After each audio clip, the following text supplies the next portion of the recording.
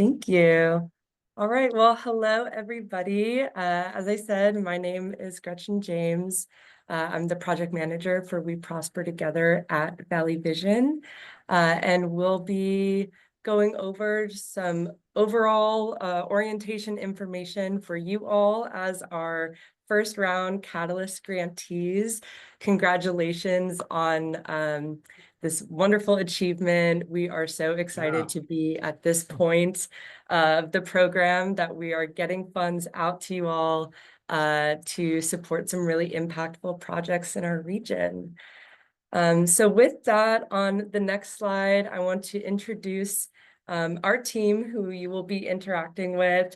I introduced myself, but as you see here, I am the We Prosper Together project manager at Valley Vision. And I'll give space for everyone here to unmute and introduce themselves. Maybe we'll go from left to right, starting with Kyla. Hi, good afternoon, everyone. I'm Kyla Bryant. I will be your grant administration support person. You'll find out a little bit more about that later on. But so glad to see you all. And hey, everybody, Alan Lang with Valley Vision. I'm our operating officer. And as you can see on the slide, for purposes of the We Prosper Together Catalyst projects, will be a key point of contact for finance-related issues, contracting-related issues. I have a few slides I'll be going over today, so you'll be hearing more from me, but really happy to have you all join us today. Hi, good afternoon, everyone. My name is Chester Dracklin, and I'm a project associate with Valley Vision, working with Gretchen and We Prosper Together. I'll be your technical support. So we'll be using our submittable platform, which we'll walk through later. And so if you all need any support on that, you can always reach out to me. Thanks, everyone.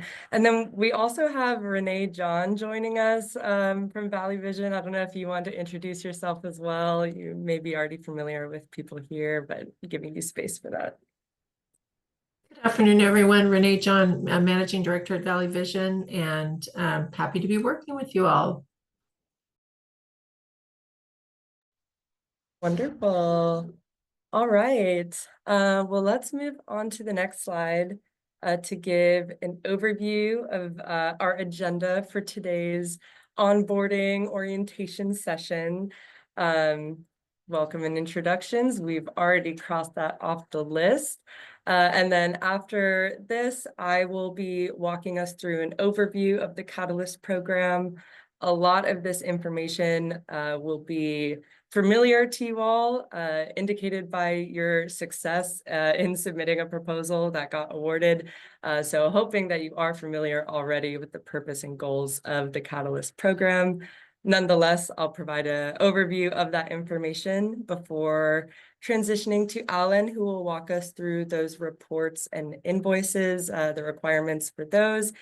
And then we'll hand it off to Chester, who will walk you through how to submit those reports and invoices using the submittable platform, which is the same platform that you all use to submit your original proposal application. Afterwards, I'll provide some additional resources that will be helpful for you all, including a grantee toolkit that we've put together. We'll be sure to share the link with you via email after this session.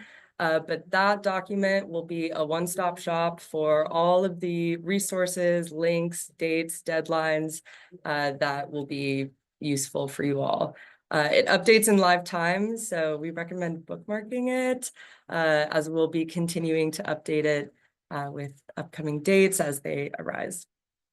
Then we'll have time for questions. We'll also pause throughout. We'll have moments where we can open the floor and allow people to speak. So don't feel like you have to wait until the very end to ask your questions before we close out the session. All right. Well, if that sounds good, we'll get started with the Catalyst program overview.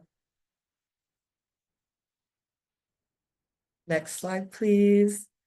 All right. So in the first round of the Catalyst program, we awarded out $5 million into 11 projects across the region.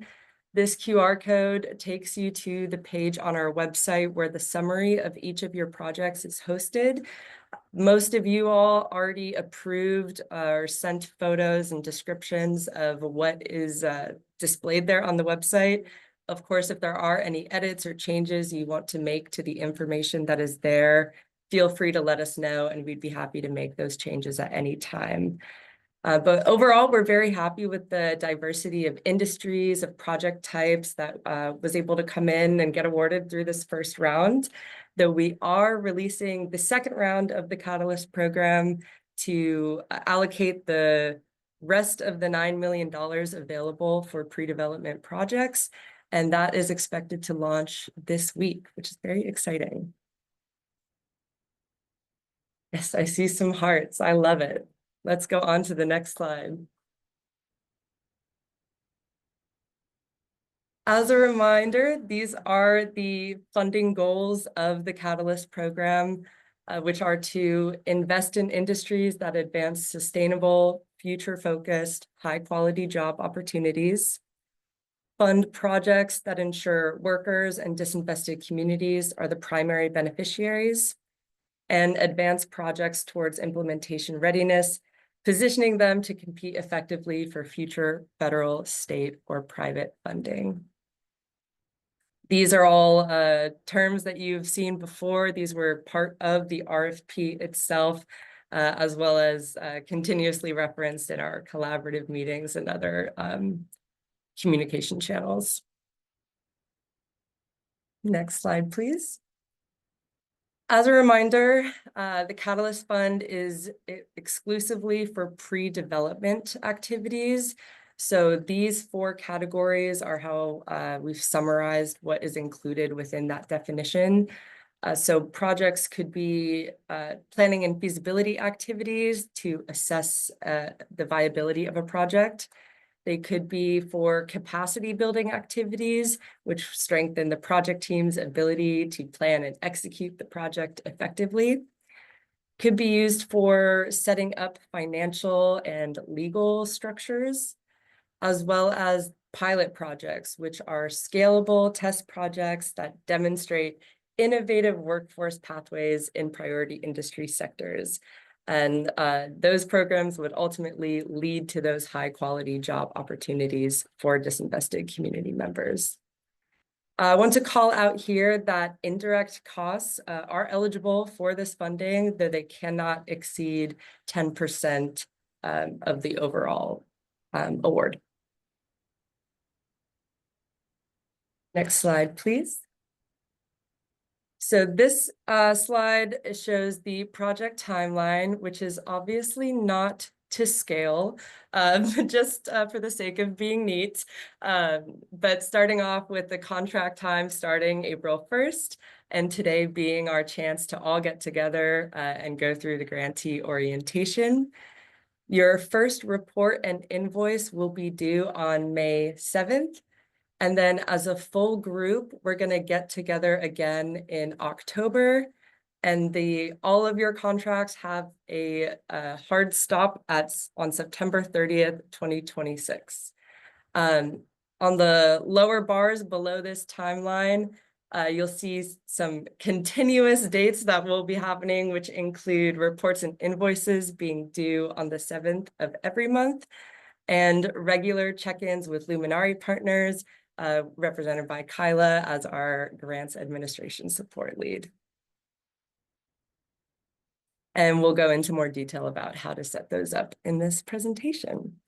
But with that, for now, I will hand it off to Alan to go over the reporting and invoicing for Catalyst projects. Fantastic. Thank you, Gretchen. I'm hoping as we get through this discussion of reporting and invoicing, it seems very straightforward in simple terms. Our goal with this project and with this funding is that you all are successful. We don't want to get in your way and be an obstacle to that success, but we do need to collect the information to make sure that we're making adequate progress. Us, when I say we, I mean us collectively. Are making progress in those efforts. So that's why we do require the monthly reporting and the invoicing to come in and the documentation that goes with it.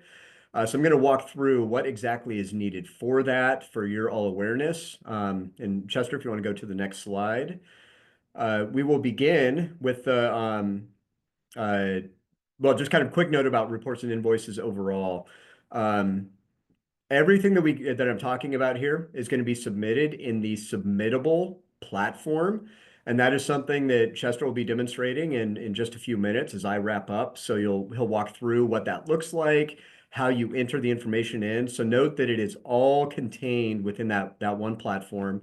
That is both where you're going to submit the invoices as well as the narrative reports that are going to come in. So again, hopefully that is there. It's a very streamlined and very easy way to get those reports in and be able to track as well, so it doesn't get lost in, the inbox shuffle or other things, but rather just through a platform. Want to note specifically that reports and invoices are due by the 7th of the month following the reporting period. Really want to emphasize this point, that we need that date or that invoice and that report submitted by that date, because we then at Valley Vision are obligated to prepare a cumulative report and invoice that we submit to our funder, the state of California. So we need to make sure that your reports are in by the 7th so that we have adequate time to pull that together and get that report submitted. I'll note this again in a moment, but if you are unable to meet that 7th of the month deadline, we're going to end up including that, that invoice in our subsequent month's invoice going in, which means that your payment will be delayed. So just want to emphasize that piece so everybody's aware up front. It is a tight timeline, but we do need to adhere to that to maintain overall project timelines for this project as a whole. You can see in this bullet point here that if the 7th of the month happens to fall on a weekend, it'll just be due on that following Monday as we get through that weekend, or if it's on a holiday. So it'll be the first regular weekday back as we come into that. So let's go ahead and move to the next slide, Chester. I'm going to talk first about the reporting requirements themselves. Within the reports themselves, again, this is submitted on the submittable platform. What we ask for is relatively brief narrative summaries of what were your activities, what were the deliverables that were accomplished or fulfilled during that reporting period. How did you involve disinvested communities in the planning of your project or within the work that you were doing? So some basic narrative report that will be entered in, and then project status. Look for within this information about either lessons learned that you might have had. What were those, best practices that you had, or you encountered something, came up with a great solution that you'd really like to share. What were challenges that you experienced? And that'll be something that you had met at the beginning. Kyla from Luminari Partners, who will be helping provide technical assistance through this. That type of information about the lessons learned, the challenges experienced, she'll really be helping you try to work through those. Again, we want you all to be successful in this effort. So we want to take every opportunity we can to learn from you, hear what your experiences are, where you might be encountering any difficulties, so we can help overcome that together so that you can be as successful as possible. Going to emphasize as well that need for demonstrating how disinvested communities are involved and engaged in your project efforts. A major point of focus of the We Prosper Together project is, one, long term, we want to be creating quality jobs, and we want a particular emphasis on making sure that all the populations that are within our region, particularly those who have been disinvested and from historically disenfranchised communities, that they are primary beneficiaries in this, and that includes in this pre-development work of really being part of that effort, whether it's planning work or other things that are being done to help you get to the point of solidifying the project, making it truly implementable, and ready to go. So really want to see that disinvested communities are involved in your efforts as we move forward through the pre-development planning, or I'm sorry, pre-development project phase. And then let's go to the next slide if we can. A few other pieces around the reporting.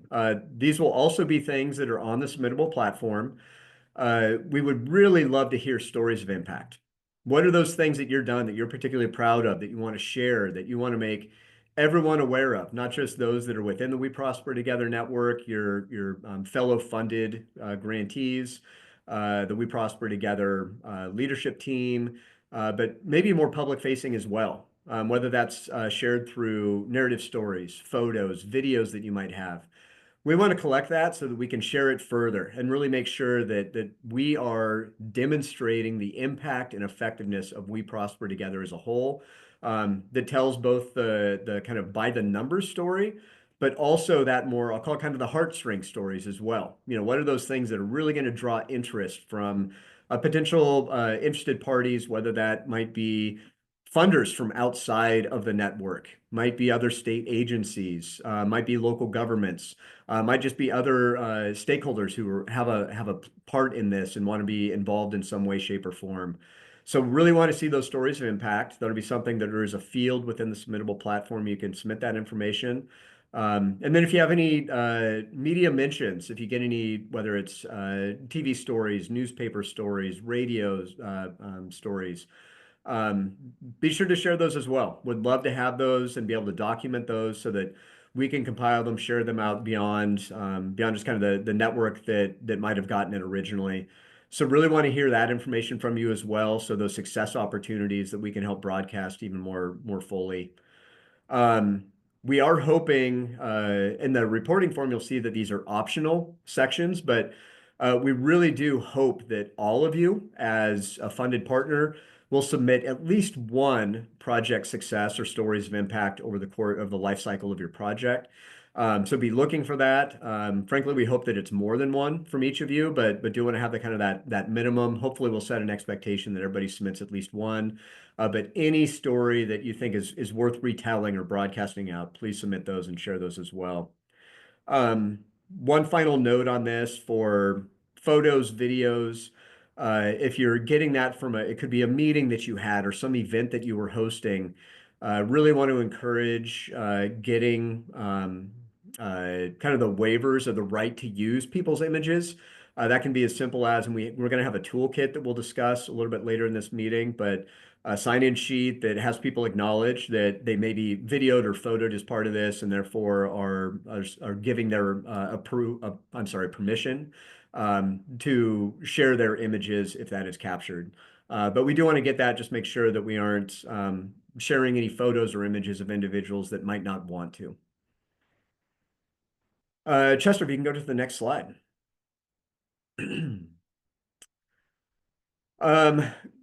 The last additional reporting requirements, there are a couple things that might fall into additional reporting requirements that are needed. One is around CalJobs reporting, which is a state level reporting system, and we are obligated to have any potential projects that might be subject to this report into that.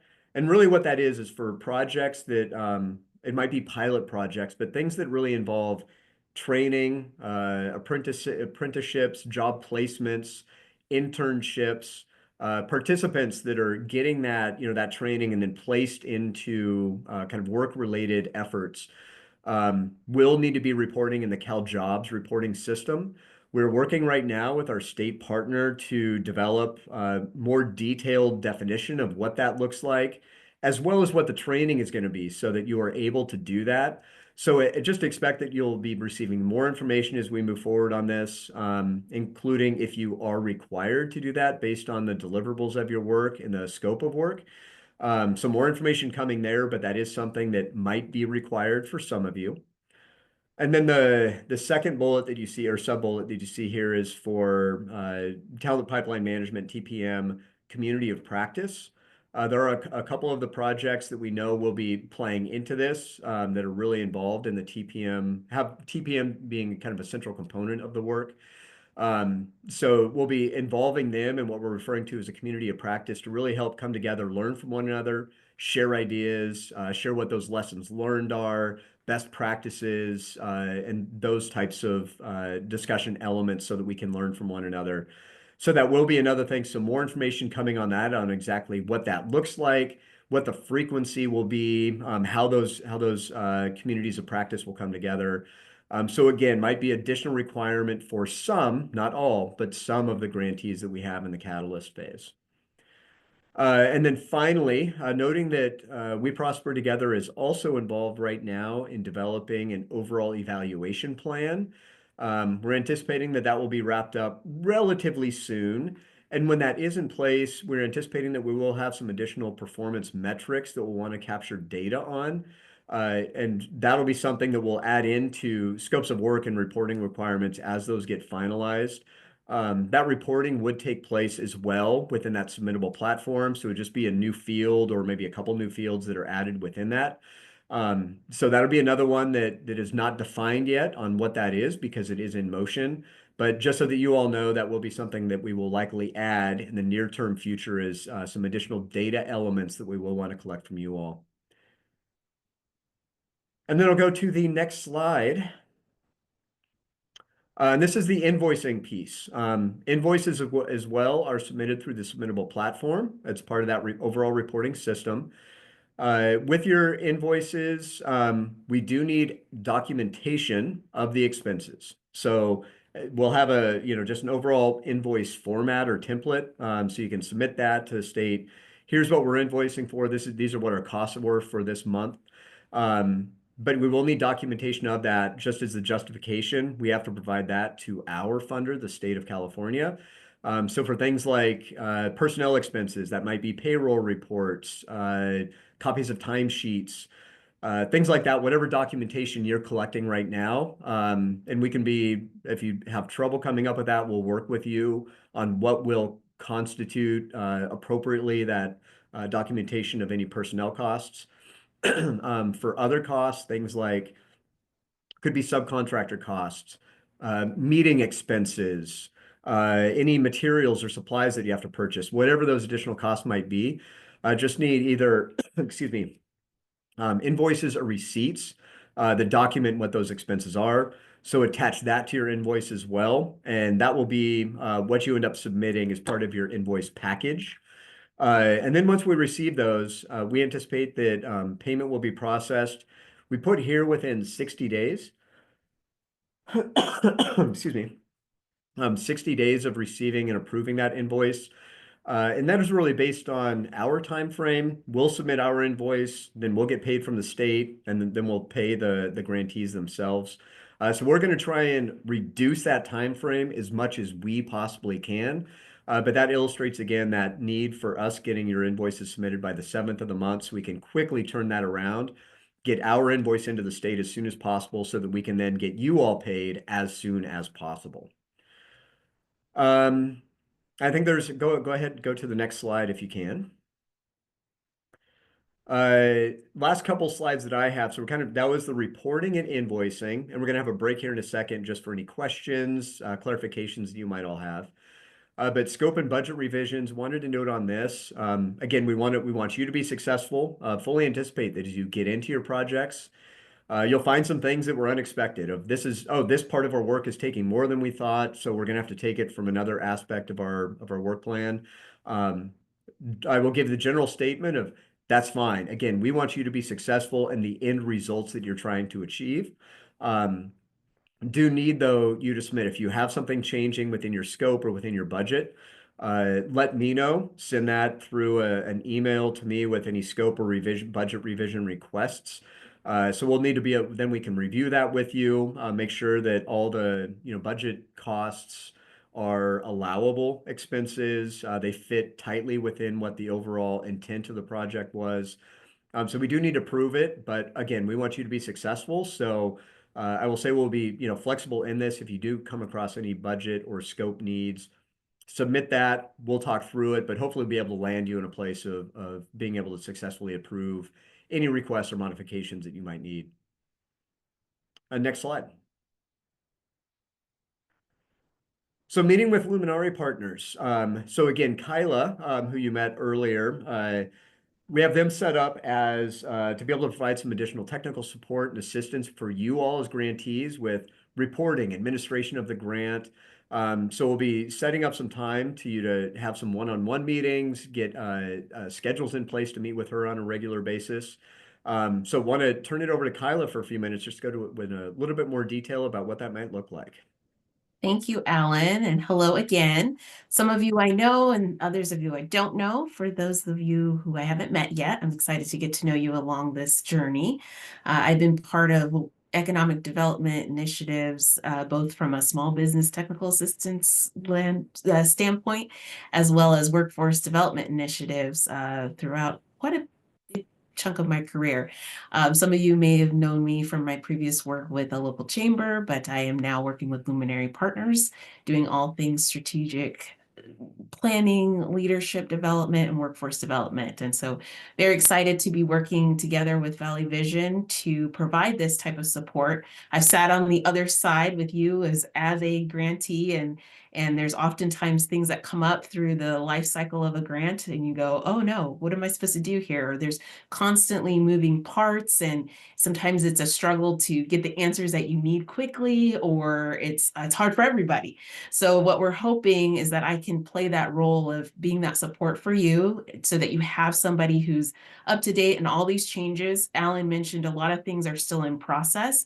And so it's my job to be informed about what's the latest so that you have one live resource to come to and connect with, and we'll hash out and get the answers that you need when it comes to the pieces of the reporting, the pieces of those those success stories and the like, and the things that will come that we don't quite know yet. As you see, and as someone put in the chat there, the first step in our relationship as we move forward here in the next several months, I'm going to have at least one individual from each of your projects to set up a quick meeting with me to talk a little bit more about what we discussed today, but also to establish an ongoing cadence.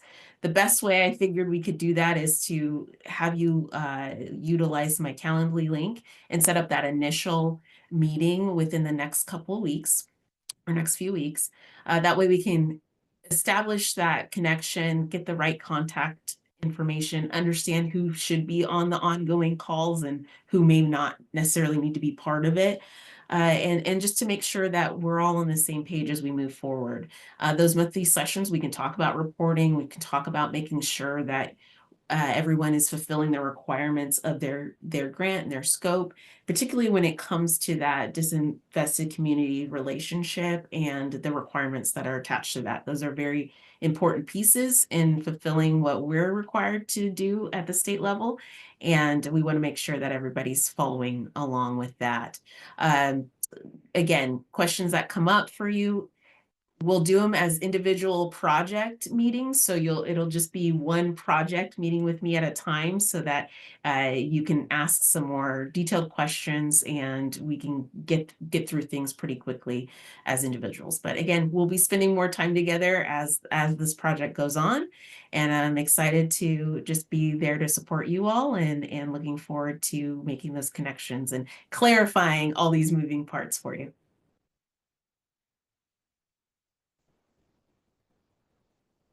And there we go. Thank you, Kyla. Perfect. And that leads us to, we want to take a pause here for a second. We're going to be going into the submittable platform in just a moment, so you can take a look at what that is, so you know where you're submitting invoices and reports. But any questions about anything that we've covered so far? What would be helpful to provide you with clarity so that you have total confidence moving forward?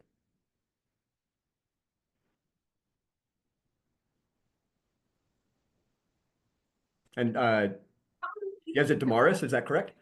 Yeah, it's Damaris. Either one Damaris. works. Okay, great. Hi, I'm from UCNR. I work with Gabe, who was receiving the grant. I actually have not seen the full paperwork yet. So I haven't seen all the rules. I'm just hearing about them now during this meeting, but I will be the post-award manager for the finances. Yep. So I just had questions in regards to the deadlines for the 7th of every month. Our ledgers close the 6th business day of each month after the month happened. So sometimes it falls on the 8th, the 10th, or the 9th, it looks like. And I was just wondering how we can provide accurate information when our ledgers don't close until after the 7th. And how strict is that? Like, can we, like, because I think you said we can invoice for future months, we just won't get paid on time. Which is fine if that's the only restriction of like just not getting paid, you know, at a prompt Yeah. time. And tomorrow, so I'll come back because let's talk a little bit offline, which is some of that detail. I don't want to say it too loudly, but I will say there's a little bit of flexibility in that 7th date for the very reason you described, right? We know that for some, it just might not be possible to get it in. So if we need to work with you individually and just come up with a very firm alternative plan on what that is, we'll do so. So we'll talk about that. We'll follow up after this meeting with you just to work out the details on that. Okay, thank you so much. You bet. And before I go to Joan, and were there any other questions, or that covered that major piece for you? I think for now, those are all the questions I had. Okay, all right, terrific, thanks. Okay, Joan.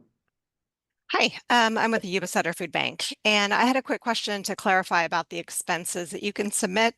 So are you wanting them on a cash basis? So if the expense wasn't paid for in the month that we're submitting the invoice, then we should hold it off until the following month?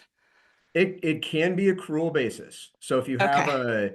I'm just gonna use this as an example. If it's an invoice from a subcontractor that you used and it was dated March 31 of 2025, submit that with your March invoice, even if you haven't yet actually paid that invoice, that Okay. is okay. So accrual basis is okay on those expenses. Okay, great. And then I also wanted to confirm that these are state funds. They're not federal funds passing through a state agency.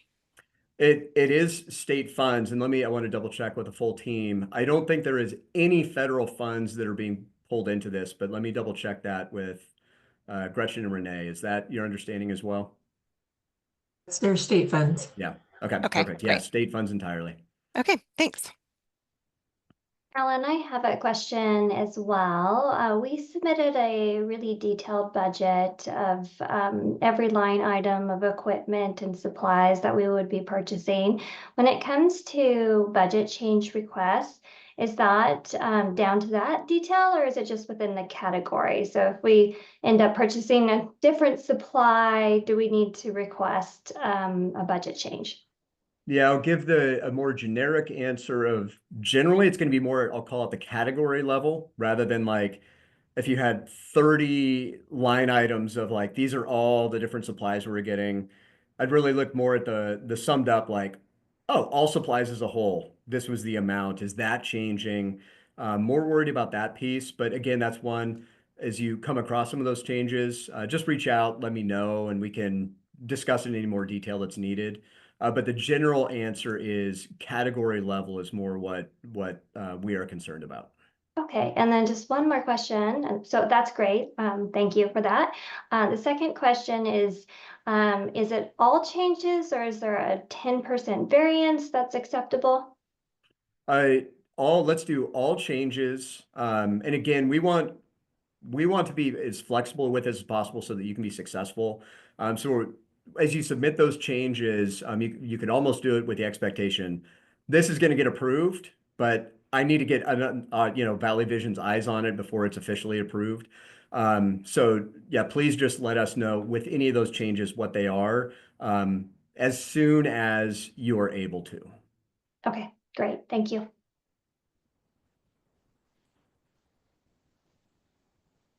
Terrific. And I will note, again, going to have meetings coming up with Kyla. We're available as well. So as you start thinking about this more, as we get done, wrap up this onboarding session, just reach out, let us know if you have questions, and we'll provide any and all detail that we can. I want to make sure that you are feeling very comfortable and confident moving forward with your projects. So feel free to reach out, even if that question isn't coming to you today.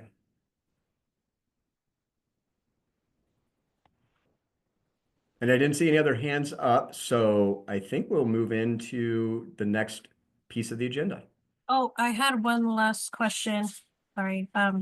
It's very simple. I saw the timeline of the project that it's like, it looks like it's I'm not sure. I'm kind of used to seeing like a year to year timeline, and I haven't received the paperwork as I said before, but is it like, is the timeline going to be like year 1, year 2, year 3, or is it just like a certain amount of months that it looks like April through September? Yep. Yeah, it will be the entirety of that period. We're not looking to break it down into the first 6 months and then the next year. It is the April through September of 2020, September 30 of 2026. Okay. But I will note that is for everybody, so everybody knows this, that is a hard stop deadline. All expenses need to be completed by September 30, 2026. We'll need to get those reports in, during the, first half of October to finalize that. We are not anticipating any extensions or flexibility in that end date. So that's really important for everybody to know that that's as far as we're concerned, that is a hard stop deadline of September 30th, 2026, to get the projects done.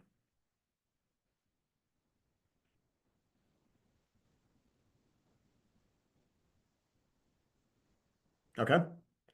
Then Gretchen and Chester, let me turn it back over to you. Wonderful. Thank you, Alan, for that super helpful walkthrough. Now I'll hand it off to Chester, who will do a screen share to kind of show you all how to navigate the submittable platform, specifically when it relates to the reporting and invoicing. So Chester, I'll open it up to you. Thank you, Gretchen. Before we get started, I did want to note that in order to access the report and invoicing form, you will have to log in through the submittable account, which you've submitted the application to, because the reporting and invoicing form is actually connected to that initial application. So once you log into that initial application or that original email, this right here will be what you see. This is what the landing page will be. And if you've submitted different applications through Submittable, it'll show a big list of all of your submissions. However, if you've only submitted an application to us, to Valley Vision, you'll only have one, similar to what you see here. To find that specific application, you just find this opportunity right here that would state Catalyst Pre-Development Projects Application Cycle 1. And once we navigate through that, you go here to your submission, which should be your organization name. And once we click through that, it'll take you to, oh, sorry for loading. It should take you to the specific application portal where it'll show everything regarding your original application. So it'll originally take you to the activities where, if we sent out a request for forms or there are any status changes, this is what would show up. To get to reporting an invoice form, we're going to go here to the Forms tab. And once we click the Forms tab, it'll take you to your original application. However, to get to the Catalyst report and invoice form, we'll scroll down right here to the request form section. And in this section, it'll show right here so this box right here is, as you fill in your monthly reporting and as time passes by, this is where it's going to populate. The name of this is different because this was the name of the initial tests. So the title will be Catalyst Grantee Report and Invoice, and the submission date will be referenced for that reporting period. And you can always click these if you always want to look back at your original reports.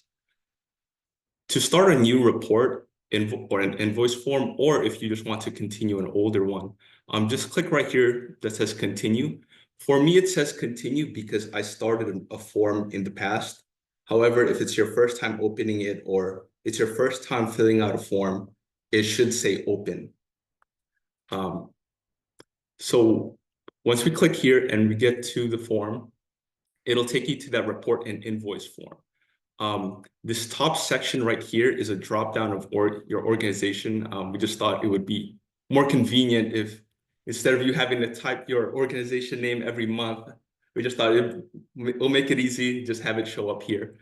And a lot of the contents of this reporting form is on what Alan was talking about earlier about the reporting requirements.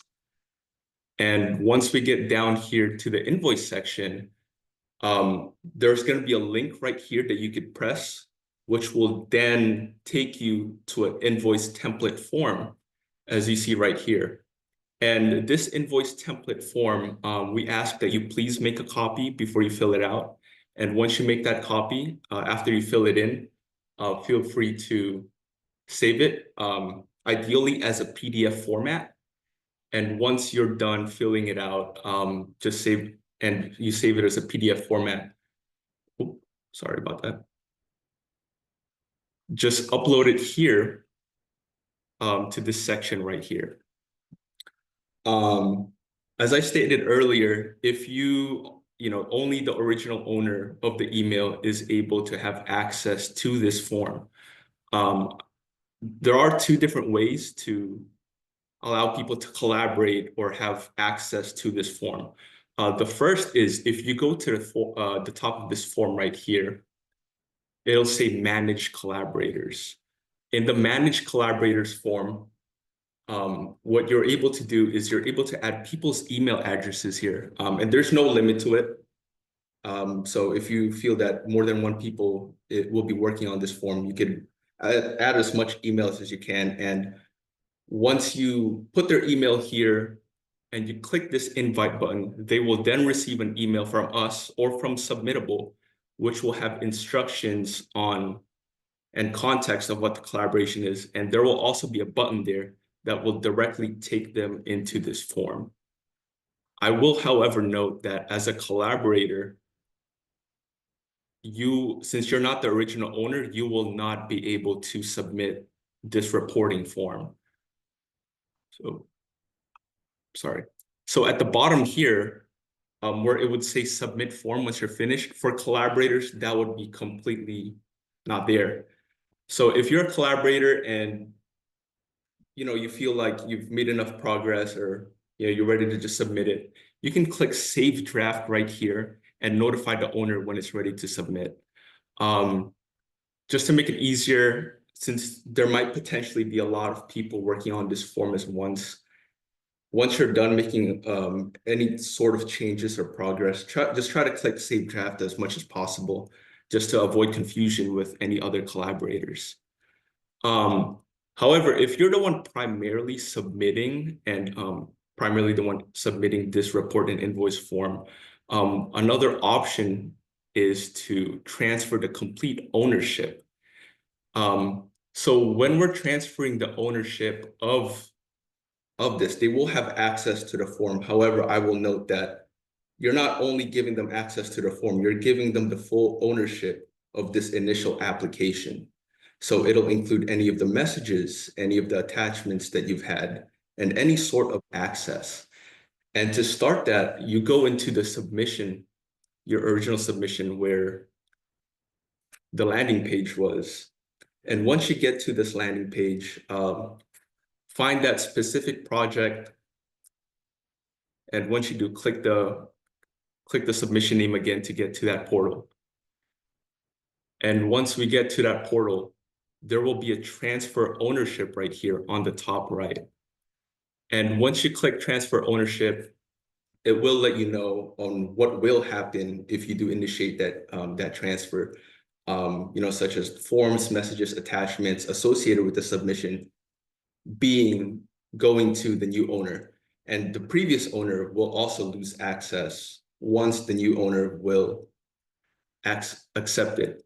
And so to initiate that transfer, what you will do is you will fill out this field right here asking for their first name, last name, and email address.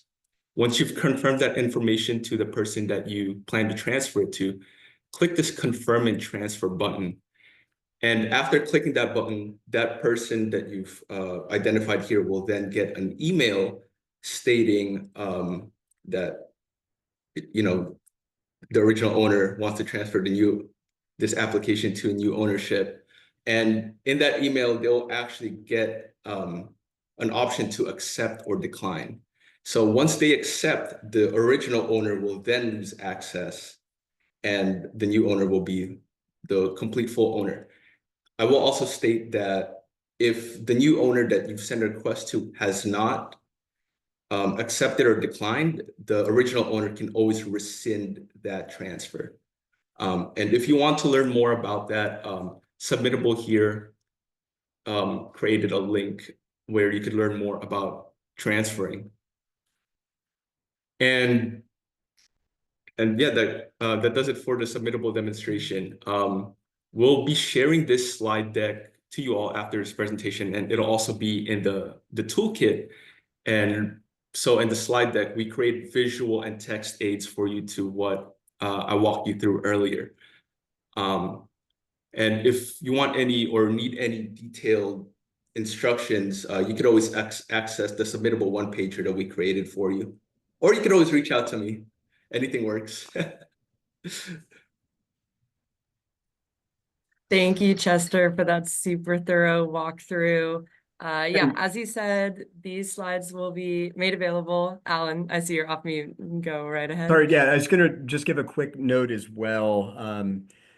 As Chester was walking through, he did pull up that invoice template form.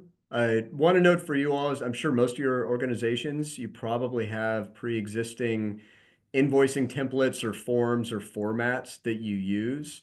That is fine. You do not have to use the invoice template that we have within the Submittable platform. That was just put in as a, in case you didn't have anything pre-existing, just give you a model to use. So just wanted to clarify that for everybody, that if you have your invoice format or the invoice that you submit can be on a format that is kind of your organization standard format. Thanks for that was it. Yeah. clarification. Thanks, Alan. Thanks, Chester. Yeah, so on these slides, we do have a quick summary of the navigation that Chester walked us through, as well as the one-pager that should have this information in more detail. And all of these will be accessible on the Grantee Toolkit, which we'll share with you all in a follow-up email, as well as through a QR code, which might be on the next slide. Let's take a look. Let's see. All right, next slide, please. Yeah, here it is. So the Catalyst Grantee Toolkit, as I mentioned earlier, will be that one-stop shop for key resources to support your work. So this document updates in real time. So we recommend bookmarking it so you can continuously look back on it and just have everything stored in one place. Some examples of what's going to be on here includes upcoming events and deadlines, the example invoice template, the links to how to access the reporting forms, the Submittable one-pager, as well as additional tools and templates like our branding guide in case you ever want support on We Prosper Together messaging, and all of our contact information so that you can make sure you're reaching out to the right individual based on what your needs are. Chester just put the link to the toolkit in the chat, so thank you. I'll also note this is our first time using the public viewing Google Drive link, so we're still tweaking the formatting a little bit. It may look a little funky right now, but all of the information is there and all of the links are active. So we'll try to make sure that that's as easy to navigate as possible as time goes on. Let's move on to the next slide, where we also want to call out the community ambassadors as a resource for you all. As part of the We Prosper Together governance structure, we have community ambassadors in each of the 8 counties. And these are trusted local organizations that help us with our engagement to disinvested communities across the region. So essentially, they serve the role of allowing a two-way communication stream so that community members can know about the program, know about opportunities in the region, as well as allow us to hear feedback from those individuals about their experiences, their needs, and their priorities. So we highly recommend reaching out to them as a way to support your community engagement work. Chester put the directory of our community ambassadors in the chat, and you can also find each of their organizations on our website on our governance structure page. Also calling out that we do have a labor ambassador represented by the Sacramento Central Labor Council.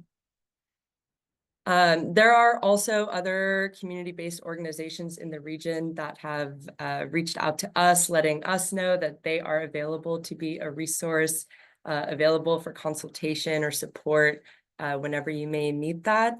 So if you are at all in need of additional support in reaching disinvested communities in our region, we do have resources, and I want to make sure that we're reaching those communities.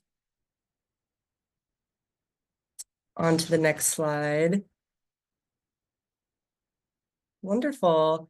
Let's pause here for overall questions about the Catalyst Grant project timeline, any of the submittable information that Chester went over, and we can take the slides down for a moment to check in with everyone here.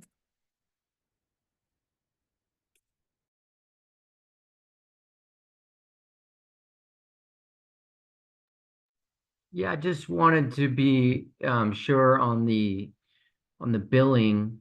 So you said accrual. If we get an invoice, we don't need to pay it as long as it's accrued in the prior month.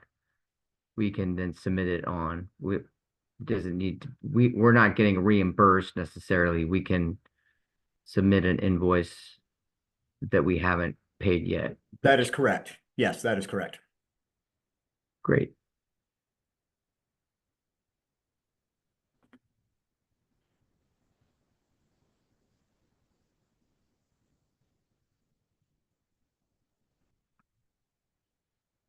Well, I'm not seeing any other questions coming up in the moment. Of course, you can always reach out to us. Tyler, I do see your hand up, so I'll hand it off to you. Yeah, sorry, just raised it. I thought of something where there's so many great resources, and this has been a very informative call. I'm looking forward to the one-on-ones and looking forward to the community ambassadors. And one thing I'm thinking about, for example, Department of Labor grant that we have, there's sort of what they call community office hours. And this is just a very informal way that anyone who has a DOL grant can come together, ask questions. Where I'm thinking, I kind of think of this group as a cohort almost of like, hey, this is the We Prosper Together initiative. We're all part of that. And also, I think the one-on-ones are great, but also would encourage more of like an informal gathering of how we can even do what we're doing individually, but then also as we go through this until September 2026, maybe even partner up with each other on some things as we have this like idea that we're executing, but also this like forward momentum of learning and continuous improvement and just being creative with each other. So I don't know, just something to think about. I love that, Tyler. You're speaking my language, and that I hope we get to flesh that out a little bit more when you and I talk.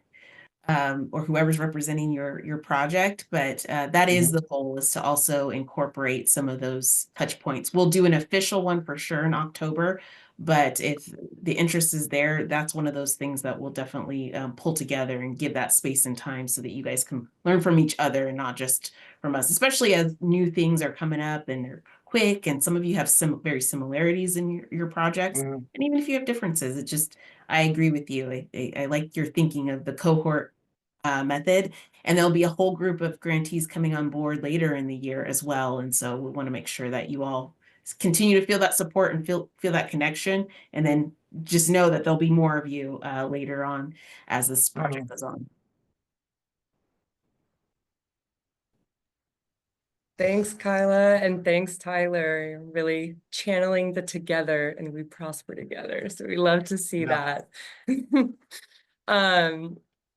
Before we wrap up, we have a few more minutes left, unless there are other questions that arose in the past moment or so. Doesn't seem like it. Of course, we're always accessible via email.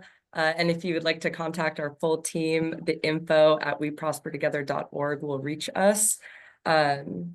let's pull up our final slide just to call out those next steps for the group, which is there we go.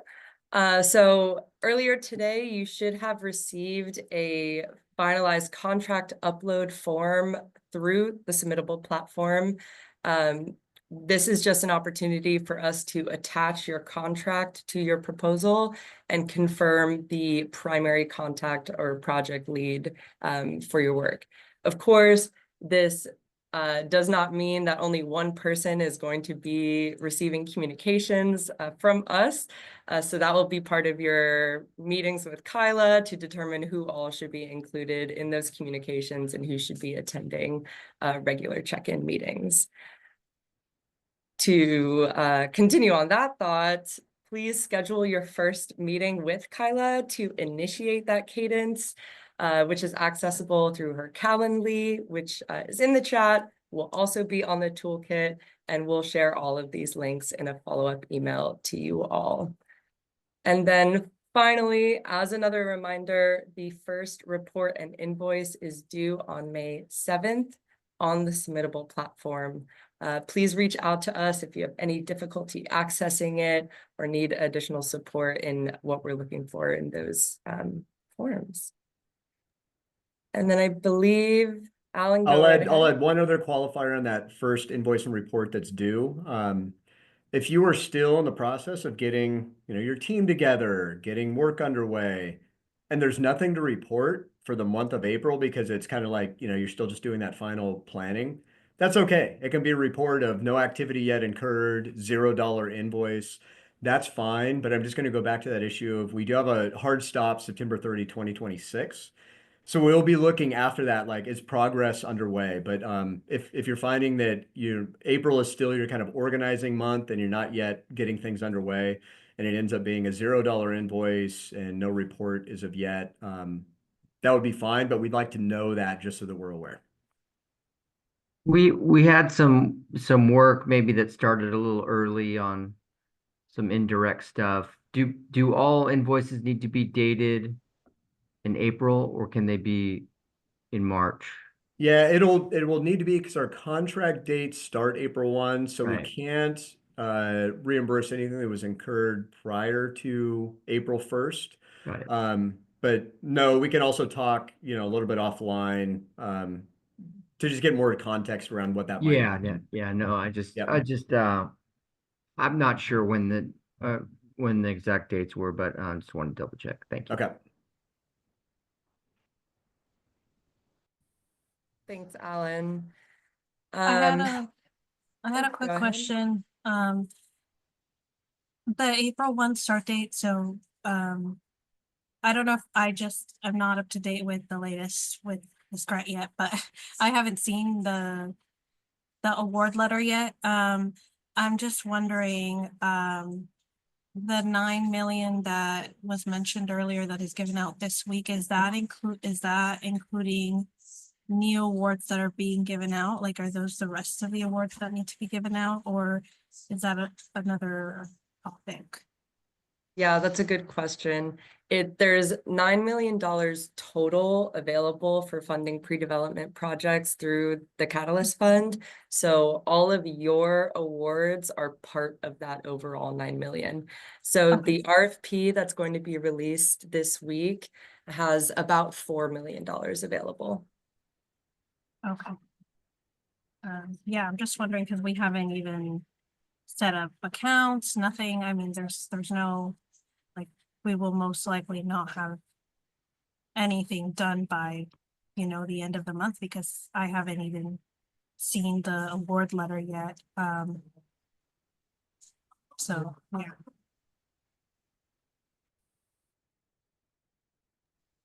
Yeah, and as Alan mentioned earlier, we want this to be a success for everyone. So we're available for any communication needs or support that's needed in making sure that we're able to get reports and invoices in effectively, and also that your scope of work is aligned with the project activities that will be happening up until that September 2026 date. So with that, we are at time. I want to thank all of you for showing up today. Please reach out if there are any additional questions that you think of. And we'll be sharing all of these resources, including the presentation slides and recording with you all via email. And we look forward to working with you all. Hope you enjoy the rest of your Tuesday. Thank you. Yeah. Bye, everyone. Thank you. Thank you. Bye.